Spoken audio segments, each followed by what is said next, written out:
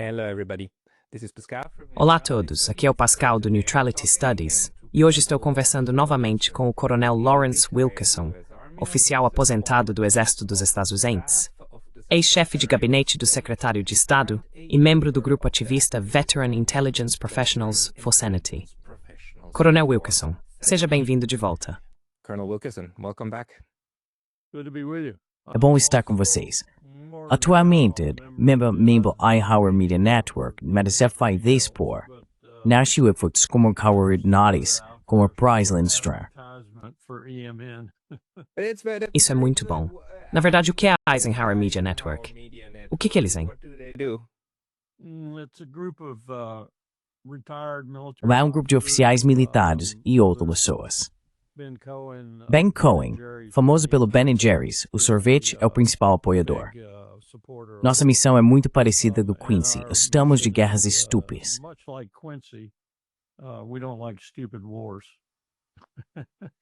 Well, that's a very good thing. And, you know, Bem, isso é muito bom. E você sabe, às vezes as pessoas pensam que se você serviu nas Forças Armadas dos Estados, então você teria uma inclinação para usar o poder militar. Mas, na verdade, o oposto é verdadeiro, não é?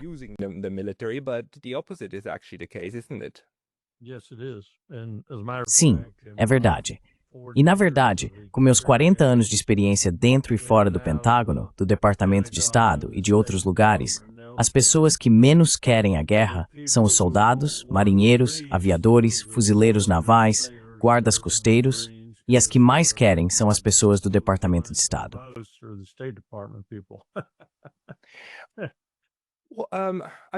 É muito compreensível, porque as pessoas das Forças Armadas então precisam arriscar suas vidas.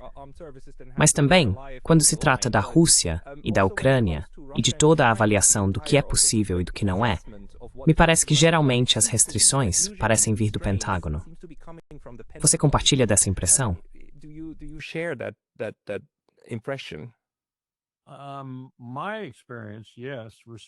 Na minha experiência, sim, a moderação cresceu no Pentágono, em nenhum outro lugar do governo. Powell, por exemplo, quando era presidente do Estado-Maior Conjunto, mantinha apenas um pedaço de papel sob o vidro de sua grande mesa. E o papel continha as palavras de Tucídides, traduzidas do grego. Dizia, o aspecto do poder que os homens mais admiram é a moderação.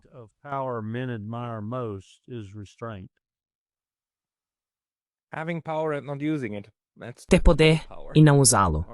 Isso é poder de verdade. Como você interpreta a abordagem do governo Trump em relação à guerra na Ucrânia e ao conflito estrutural mais amplo com a Rússia? O que você acha que o governo atual está realmente fazendo?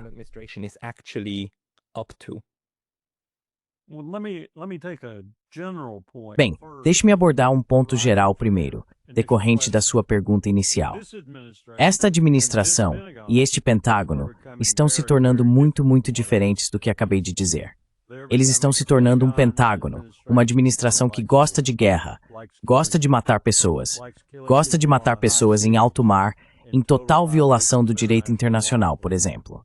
Então, esta administração está completamente fora dos padrões em termos de rotina, por assim dizer, e da forma como as pessoas normalmente encaram o uso da força. Trump é um mentiroso. Ele é um mentiroso descarado. Ele disse a todo o seu grupo MAGA que é contra a guerra, que não gosta de guerra, e ainda assim ele sente prazer em matar pessoas.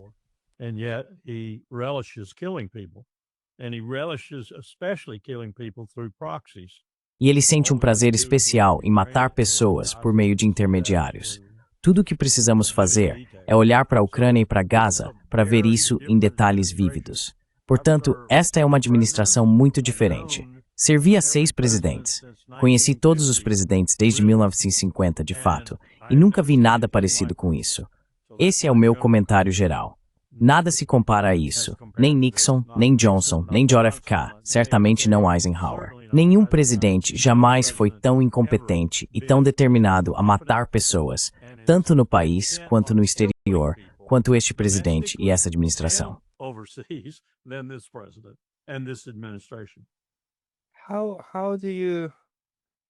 Como você? Por que você acha que isso aconteceu? Porque no primeiro governo Trump, uma das coisas que ele não fez foi começar uma nova guerra. E, na verdade, houve aquele momento em 2019, os problemas com os petroleiros no Estreito de Hormuz, quando as coisas realmente esquentaram no verão de 2019 e um drone americano foi abatido. Aparentemente, já havia conversas sobre atacar diretamente os iranianos, e o governo não fez isso, mas ele matou Soleimani, claro, naquele inverno, no inverno seguinte. Mas nenhuma grande guerra. E agora o segundo governo parece estar indo por um caminho completamente diferente, como você disse, com a Venezuela, atirando em navios e dizendo: eles estavam contrabandeando, portanto podemos matá-los. O que absolutamente não é verdade. Não é assim que o direito internacional funciona. E claro, todos os ataques de decapitação, dos quais o Sr. Trump se orgulha muito, dizendo: sim, fizemos parte disso. Ajudamos os israelenses a matar muita gente enquanto fingíamos negociar. Por que essa mudança?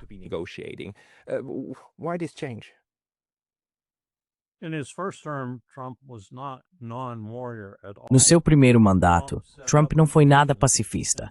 Trump criou as condições e Biden continuou com essas condições para a guerra na Ucrânia. Portanto, este não é um presidente que não gosta de guerra. Este é um presidente que aborda a questão de maneiras diferentes da maioria dos presidentes quando decide agir. E essa direção diferente, de forma mais assertiva, é o uso de proxies. Ele está usando proxies. Ele está usando a Ucrânia. Ele está usando a Geórgia, ou tentando usar. Ele está usando a Armênia e o Azerbaijão, ou tentando usar. Ele tentou usar a Romênia. Ele está usando outros países da OTAN para fazer coisas que não deveriam ser feitas agora. Não se você não quiser uma guerra global. E ele sabe disso. Serei o primeiro a admitir que pode ser o Mossad, o MI6, a CIA fazendo muito disso. Pode ser o Hegseth fazendo. Podem ser outros na administração fazendo.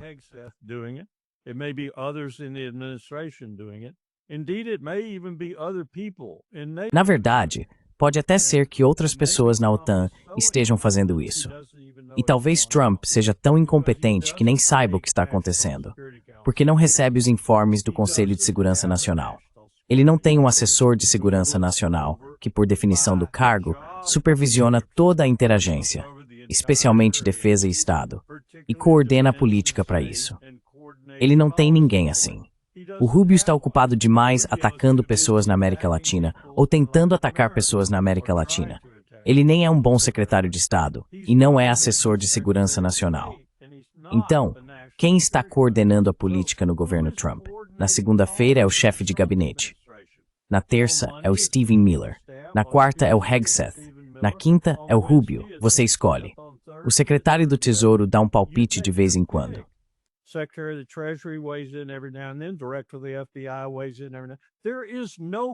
O diretor do FBI se pronuncia de vez em quando. Não há uma política coordenada saindo do governo Trump. Há apenas apoio às guerras que ele ajudou a iniciar em seu primeiro mandato. Biden as ampliou consideravelmente, e as mais proeminentes são, claro, as guerras no Levante. E estamos nos preparando para estender isso ao Irã, em breve.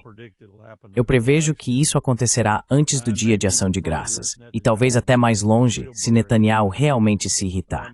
Então, qualquer um que queira me dizer que Trump não gosta de guerra, ou não entra em guerras, ou não inicia guerras, ou não aprecia guerras, precisa me explicar do que está falando, porque isso simplesmente não se confirma na prática.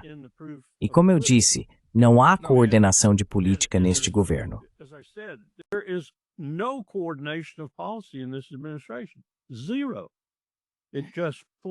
Zero. Isso simplesmente sai da boca do Trump quando ele tuita ou faz seja lá o que ele faz. Mas as coisas básicas que estão acontecendo à sua revelia. E estão sendo feitas por várias pessoas que fazem o que podem enquanto ele está alheio ao que elas estão fazendo. Ou então ele está orquestrando tudo sozinho. E é realmente meio horrível o que ele está fazendo, tanto no âmbito doméstico quanto internacional. Mas eu não acredito nisso nem por um minuto. Esse homem é incapaz de orquestrar qualquer ação sozinho. Então, o que está acontecendo é que temos caos. Temos caos de uma ponta a outra da administração. Quero dizer, a Casa Branca deve ser um lugar caótico, mesmo sob um presidente e uma administração bem organizados, simplesmente porque há muitas coisas acontecendo. No? Not true. I served George H.W. Bush. Não, isso não é verdade. Eu servi ao George H.W. Bush, como Brent Scowcroft como seu conselheiro de segurança nacional, Colin Powell como chefe do Estado-Maior, Dick Cheney como secretário de defesa e Jim Baker como secretário de Estado. Foi o processo de tomada de decisão mais tranquilo que já vi. Eu ensino sobre isso há 16 anos em 3 universidades. Foi o processo de decisão mais suave que já presenciei. E então veio Bill Clinton, e eu servi a esse presidente no primeiro ano de seu governo. Foi um caos total, caos total. Agora, Clinton conseguiu se organizar no segundo mandato, mas faz uma diferença enorme quem está no chamado grupo dos 6, grupo dos 7, grupo dos 8. As pessoas que realmente fazem o que a Lei de Segurança Nacional de 1947-48 determina que devem fazer.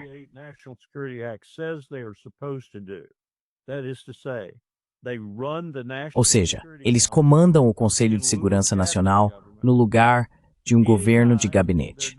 Sempre que estão fazendo algo estratégico, baseado em segurança ou em política externa, a liderança consequentemente será do Departamento de Estado ou do Pentágono, dependendo de qual tem mais peso na equação, por assim dizer. E o Conselheiro de Segurança Nacional coordena tudo isso. Agora eu vi a melhor administração que tivemos desde a Segunda Guerra Mundial, exceto a de Eisenhower. E foi Eisenhower quem iniciou e moldou esse processo, porque a lei era muito recente naquela época.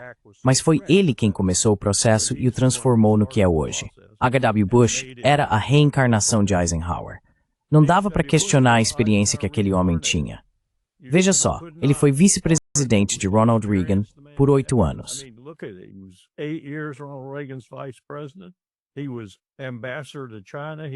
Ele foi embaixador na China, foi diretor da CIA, foi chefe do RNC. Praticamente não havia nada que H.W. Bush não tivesse feito.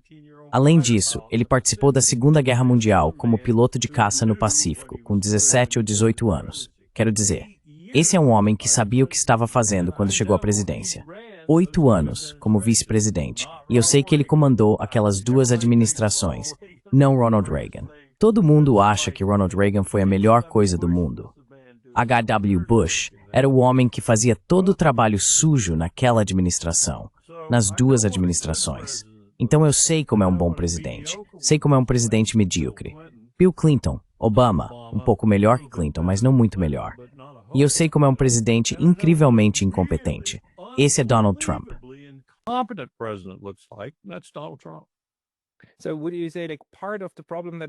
Então, você diria que parte do problema que estamos vendo agora é essa desorganização, o caos que vem da incompetência, porque a administração não consegue se estruturar e por isso não tem um fluxo de informações adequado de cima para baixo. Porque isso é um pouco diferente dele ser sedento por sangue e querer ir para a guerra. Mas me parece que é um pouco dos dois, provavelmente. Quero dizer, ele parece gostar desse tipo de poder, mas ao mesmo tempo, a tomada de decisões agora... Bem, ninguém sabe ao certo como as políticas estão sendo feitas.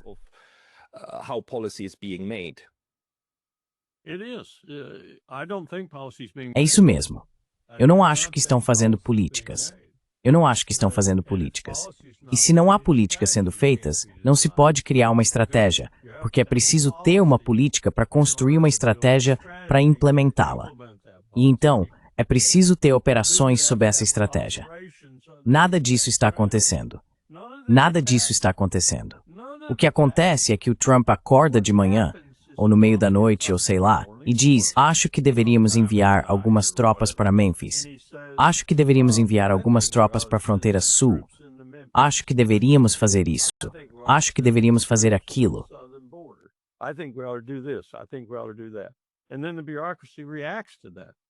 E então, a burocracia reage a isso. E talvez ele se lembre do que mandou fazer 2 dias depois, quando eles voltam para tentar contar a ele quais foram os resultados do que ele disse. Isso é bizarro. Esta administração é totalmente bizarra. Ele se levanta e diz antes da posse, e depois da posse ele repete que vai acabar com a guerra na Ucrânia em 24 horas, ou pelo menos que vai acabar com a guerra. Ele não fez nada, absolutamente nada. Ele piorou a situação. Não fez nada. Então como você julga um homem assim que diz que vai acabar com uma guerra e depois não faz nada? Então, na sua opinião, sobre o que foi a cúpula do Alasca? Nothing. Nothing. Putin has said it was about nothing. Nada, nada. Putin disse que não era sobre nada. Eles não conseguiram nada. Zero. Achei que pelo menos ambos reconheceram a preocupação um do outro em relação às armas nucleares. Agora vivemos em um mundo sem tratados no que diz respeito às armas nucleares, exceto pelo novo START, que expira em fevereiro de 2026. E Putin estava ansioso para levar as discussões a esse nível. E até ofereceu trazer Xi Jinping para garantir que os 3 estados mais proeminentes com armas nucleares, os que possuem mais ogivas, iriam discutir não apenas o novo START, mas um novo regime de tratados, e talvez até multilateralizá-lo para incluir todos os 9 estados que possuem armas nucleares, nem que fosse à força, como aquele estado bastardo no leste do Mediterrâneo, Israel.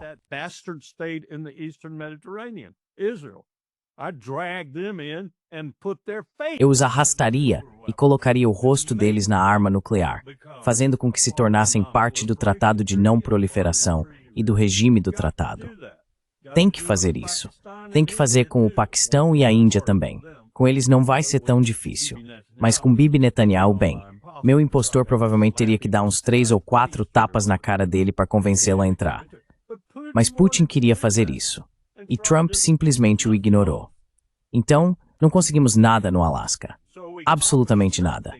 E Sergei Lavrov e Vladimir Putin vêm dizendo isso desde então.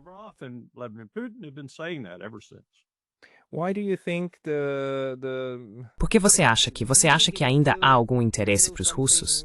Considerando que os Estados Unidos, quer dizer que pelo menos Donald Trump, parece não estar ouvindo muito os europeus. Porque me parece que os europeus estão insanos nesse momento, no que diz respeito ao tipo de risco que estão dispostos a correr só para alimentar a russofobia deles.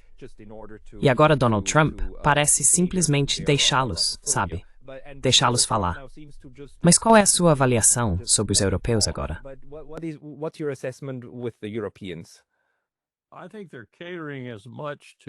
Acho que eles estão atendendo tanto a sua natureza de vassalos dos Estados Unidos, quanto a sua russofobia, como você colocou.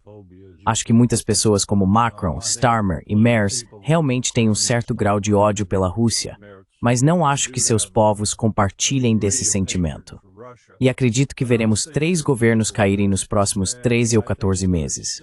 Macron já está com os dias contados. Starmer também. E Merz chegará lá em breve. Porque ele não consegue manter essa coalizão unida com o que está acontecendo na Alemanha. Ele simplesmente não é o homem certo para o cargo. Então, provavelmente teremos as 3 principais lideranças da Europa e provavelmente a von der Leyen também, fora do poder, nos próximos 6 a 8 meses.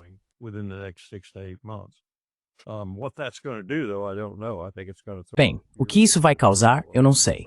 Acho que vai jogar a Europa em turbulência e certamente vai acabar com a OTAN como ela é concebida atualmente. Mas isso é um problema, não há dúvida. Só que o Trump não fez nada além de agravar esse problema, porque na segunda-feira ele diz, ok, agora é com os europeus, mas nós vamos fornecê-los totalmente. Você sabe quanto tempo levaria para conseguirmos produzir tudo o que seria necessário para fornecê-los totalmente? Provavelmente de 4 a 6 anos, porque diluímos tudo. Demos tanto para Israel que se tivéssemos que lutar contra alguém de verdade hoje, teríamos que desistir logo no início da guerra. Não temos muito sobrando porque já entregamos quantidades enormes de armamentos.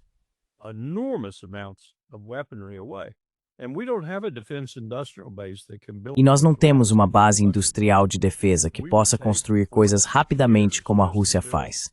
Levaríamos de 4 a 6 anos só para construir o que a Rússia constrói em 1 ano, ou o que a China constrói em 6 meses. Então estamos sentados sobre um verdadeiro desastre, caso surja algo no mundo que realmente tenhamos que enfrentar. E é por isso que digo que será absolutamente existencial para o Império se o Bibi nos arrastar para uma guerra com o Irã. Porque o Irã de hoje não é o Irã de ontem. E eles provaram isso na guerra de 12 dias. Eles deram uma surra em Israel. Eles simplesmente deram uma surra em Israel nesses 12 dias. Agora Netanyahu escondeu, encobriu.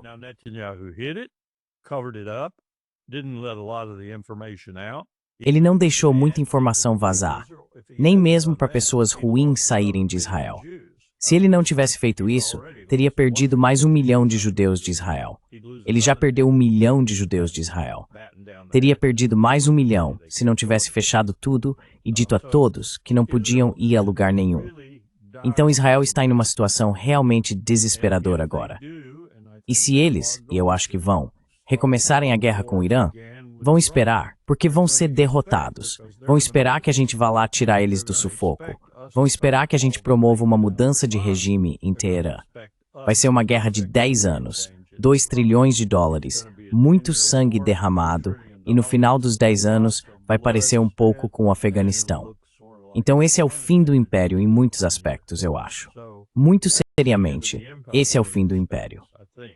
Very seriously, that's the end of the empire. We won't be the same after that. But that's where we're headed, and we're headed. Nós não seremos os mesmos depois disso.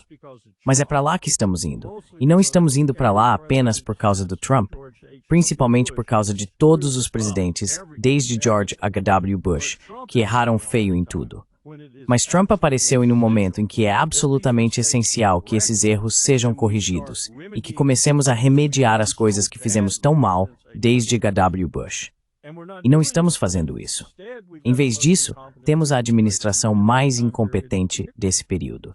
Então, quero dizer, o que você vai fazer? Como se deve pensar sobre o destino do império neste momento específico? Estamos ao lado de um abismo muito, muito profundo. Estamos na beirada, e Trump vai nos empurrar para dentro dele. Não é agradável para mim contemplar isso. Quero dizer, estou no fim da minha vida. Dediquei minha vida ao meu país, e esse babuíno vai nos levar para esse abismo.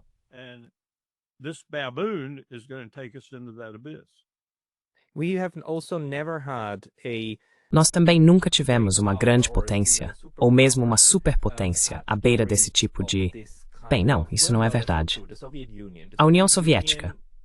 A União Soviética foi além do limite, de fato colapsou, e conseguiu se administrar.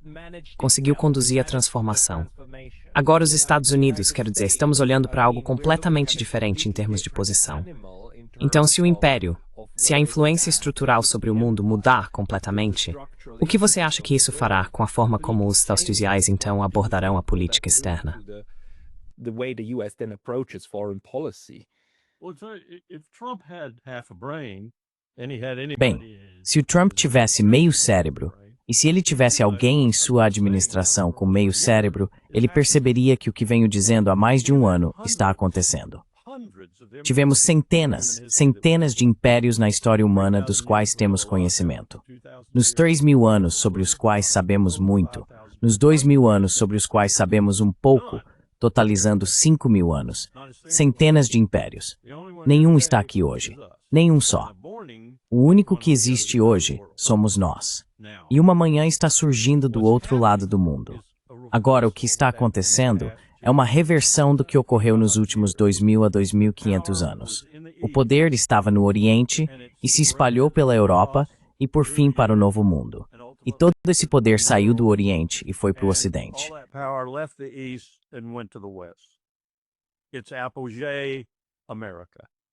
É o auge da América. George III nunca deveria ter nos deixado ir. Agora a situação está se invertendo. Agora a situação é o poder está voltando para o Oriente. Se você já esteve em Samarcanda, se já esteve em Dushanbe, se já esteve em qualquer uma das cidades da Ásia Central, se já esteve em Xangai, meu Deus, você sabe onde está a principal força econômica do mundo. E agora ela está aliada à Rússia e à Índia, essencialmente, por causa da nossa estupidez estratégica. Então agora você tem 2/3 do mundo contra o império. Então o que estamos fazendo? O que as pessoas por trás do Trump, os bilionários, os tipos JP Morgan, os tipos Rothschild, estão fazendo? Eles estão tentando impedir isso.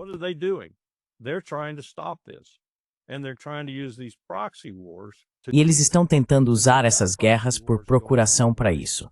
Eles têm guerras por procuração, que vão desde Murmansk. Sim, você percebeu o que temos feito em Murmansk ultimamente. Atividade muito incomum por lá. Descendo pelo Báltico, onde tivemos um general que chegou a dizer que poderia tomar Leningrado em 1 ou 2 dias com suas forças aerotransportadas. Uma declaração absurda. descendo pela Ucrânia, passando pelo Azerbaijão e Armênia. Não se esqueça da Geórgia, onde estamos tentando derrubar o governo, e seguindo até o Levante, e por fim, até a iniciativa do Cinturão e Rota do Sul, com sua ferrovia já em funcionamento, Irã.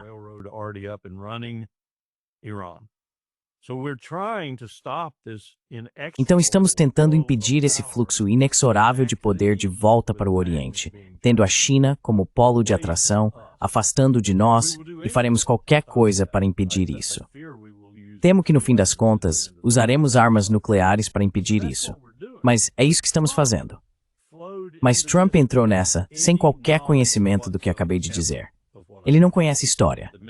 Provavelmente, ele não saberia citar o nome de 2 impérios do mundo. E já houve centenas. Ele não saberia diferenciar o Império Romano do Oriente e do Ocidente. Não saberia que um deles durou muito tempo e evoluiu para o Império Bizantino. Não saberia que Genghis Khan existiu, ou que os persas tiveram um dos maiores impérios da história do mundo. Ele não saberia nada disso. Ele não entende de história.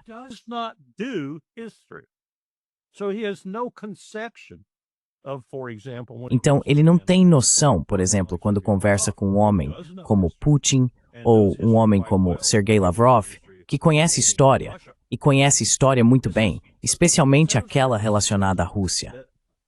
Então, este é um conjunto de circunstâncias que eu acho que, a menos que você queira voltar talvez ao Império Romano do Ocidente e aquela série realmente ruim de imperadores que eles tiveram no final, eu diria que nem para eles foi tão ruim quanto está sendo para nós agora.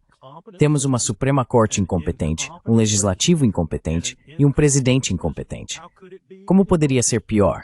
E temos pessoas que são mais burras que barro e não sabem nada disso, apenas seguem suas vidas dia após dia e não se preocupam. E o país está indo ladeira abaixo.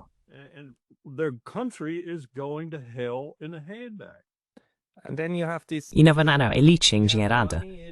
E a violência cibernética continua vindo de diferentes direções por meio desse processo de lobby.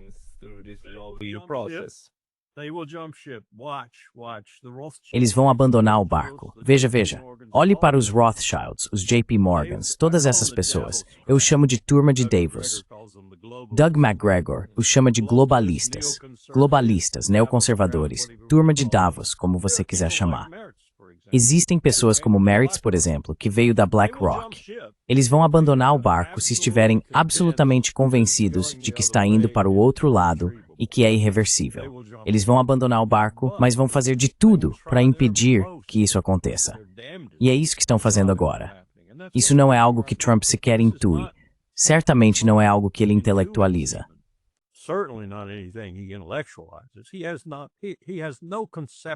Ele não faz ideia do que estou falando. Ele não tem noção de que o mundo está mudando sob seus pés, e ele está agravando muito essa mudança. Mas as pessoas por trás dele sabem. Esses bilionários sabem. Essas pessoas incrivelmente ricas que realmente comandam o mundo, elas sabem. E o mesmo vale para os da Rússia, da China e da Índia. Eles formam uma espécie de nuvem global de dinheiro que mantém tudo funcionando, por assim dizer. Mas principalmente funcionando em benefício próprio. Mas eles vão abandonar o barco se isso acontecer de forma inexorável, como está acontecendo, e perceberem que não conseguem mais se sustentar no Ocidente. Eles irão para outro lugar.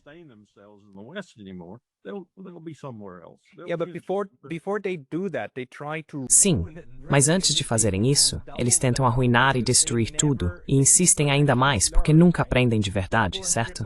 Insistem 2, 3 vezes. E estamos vendo isso agora.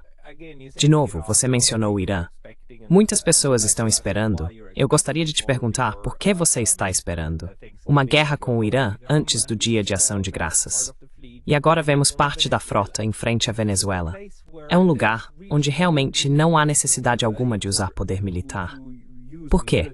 Quero dizer, o que você espera nesses cenários?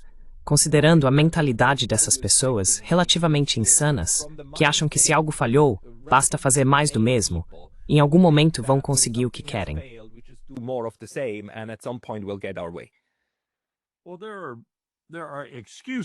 Bem, existem desculpas, razões, hesito em chamá-las assim, mas basicamente há justificativas para tudo o que está acontecendo em relação ao uso da força ou à ameaça de uso da força neste momento. Pegue a Venezuela, por exemplo. O motivo disso é que uma dessas pessoas, um dos membros mais proeminentes desse grupo, não o compararia a Rothschild ou JP Morgan, mas o colocaria muito próximo. É Charles Koch. E a razão pela qual estamos fazendo o que estamos fazendo na Venezuela e passando vergonha com Nicolás Maduro e com os venezuelanos em geral é porque queremos o petróleo deles. E o motivo pelo qual queremos o petróleo deles é Charles Koch, o multibilionário, que vem prejudicando este país há cerca de 35 anos.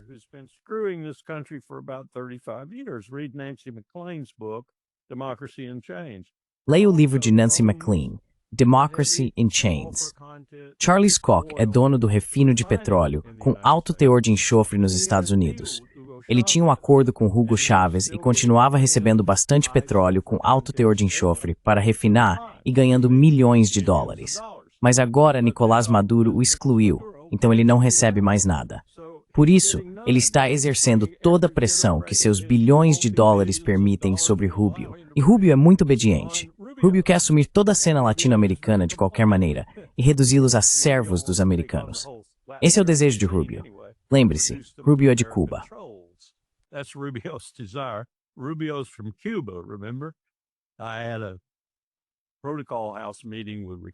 Tive uma reunião protocolar em casa com Ricardo Olicon às 2 horas da manhã. Ele estava bebendo uísque, veja só.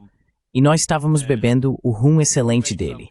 Fizemos um comentário sobre Rubio e sobre outros cubanos na Flórida. E Ricardo Olicon olhou para nós e disse, vocês não precisam me falar sobre eles. Eu os conheço. Eles são cubanos.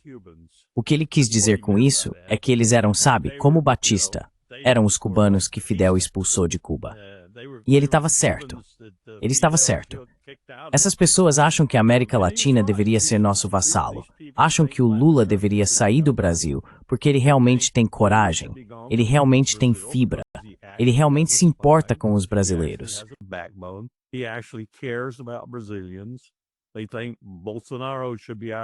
Eles acham que Bolsonaro deveria estar fora da prisão e de volta ao comando em Brasília, porque ele será submisso aos desejos dos Estados Unidos. É isso que o Rubio quer. Ele quer líderes em toda a América Latina se curvando e bajulando o império. É isso que ele quer. E por trás disso estão pessoas como Koch e outros que querem saquear, pilhar e explorar, como fizeram nos últimos 150 anos no Hemisfério Sul.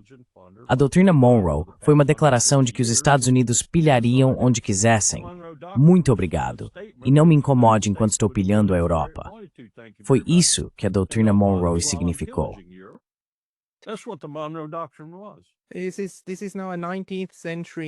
Isso agora é uma mentalidade do século XIX, de exploração e dominação, em um contexto multipolar do século XXI, no qual o equilíbrio de poder é completamente diferente.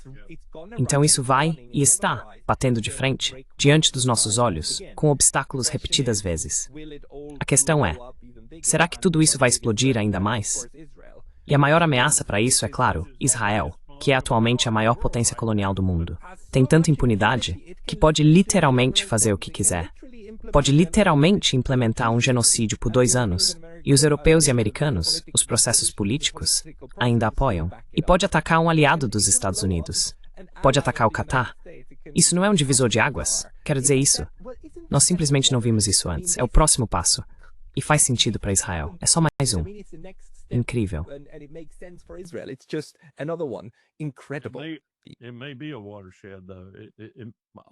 Pode ser um divisor de águas, ainda que pequeno, mas um pequeno que fará diferença. Porque o que temos agora é Riad se aproximando cada vez mais do Irã. O Catar já estava. Os turcos já haviam ajudado o Catar, quando Riad estava sendo obstinado com eles alguns anos atrás. Os turcos realmente enviaram tropas.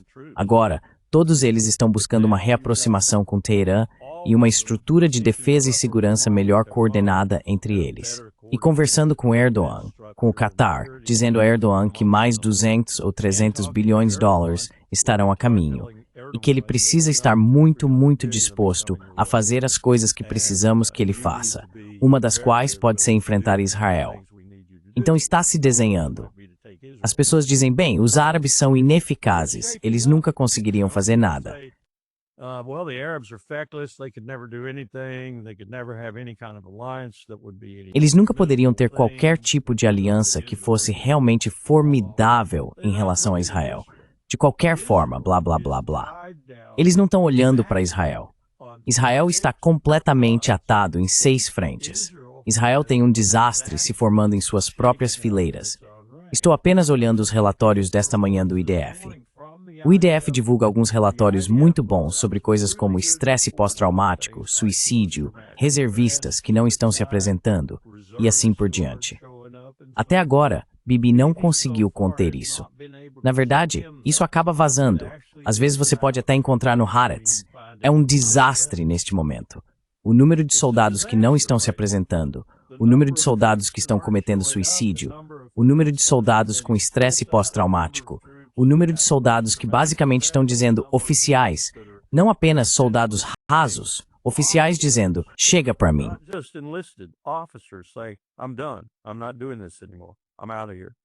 Eu não vou mais fazer isso. Tô fora daqui. Agora o Netanyahu está tentando controlar a situação o melhor que pode, mas não está conseguindo muito bem. E você acha que eles vão tentar entrar em guerra com o Irã? Eu acho, porque essa é a única solução que o Netanyahu tem. Ele não pode recuar. Foi por isso que ele bombardeou Doha, porque não queria um cessar-fogo. Ele não pode ter um cessar-fogo. Ele não pode recuar. Ele só pode avançar. Ele só pode ampliar, expandir e aprofundar o próprio abismo. É isso que ele tem que fazer. E no caso do Irã, ele precisa trazer os Estados Unidos para dentro, porque sabe muito bem que não pode ter sucesso sozinho. E ele vai ficar muito exposto, e alguém vai cortar esse galho. Mas nós iremos.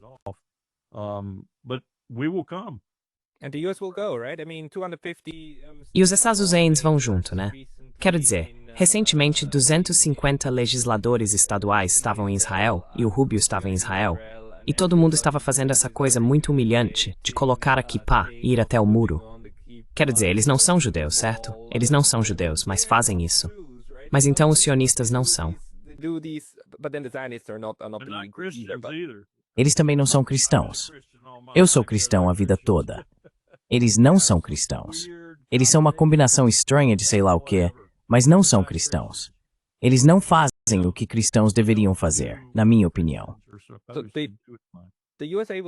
Os Estados Unidos vão entrar, certo?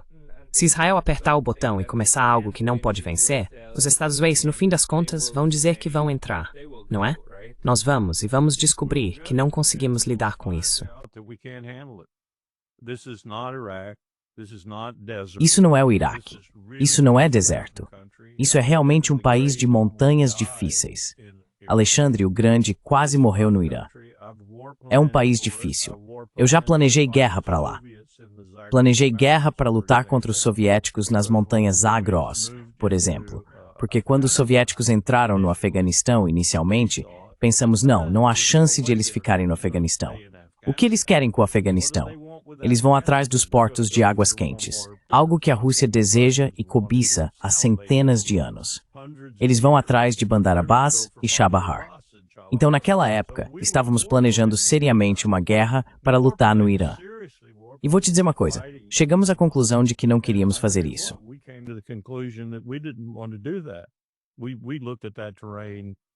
Nós analisamos aquele terreno de perto, em todos os compartimentos e de outras formas. Olhamos para ele e dissemos, vamos ser derrotados nesse terreno. Vamos ser derrotados por uma guerra de guerrilha que vai acabar nos desgastando dia após dia. A mesma coisa que aconteceu no Iraque, mas muito mais intensa no Irã, porque lá há muito mais profundidade estratégica. São 90 milhões de pessoas, e há uma verdadeira homogeneidade em pelo menos 51 a 52% delas. Persas. Os outros também estão praticamente integrados, caso o país seja ameaçado como está agora. Quero dizer, nunca vi em toda a minha vida um Irã tão unificado como está agora. E o que causou isso foram os ataques israelenses e a forma assassina como foram feitos.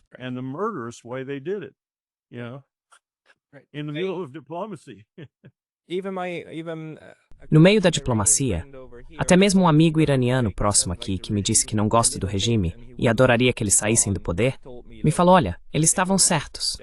Os americanos querem nos destruir. Temos que nos unir. E ele nem é persa. Ele nem é persa. É. Bem, ainda estou rezando por alguma forma de desescalada e bom senso na administração em Washington. Isso não foi muito encorajador nesse sentido, mas precisamos encarar a realidade.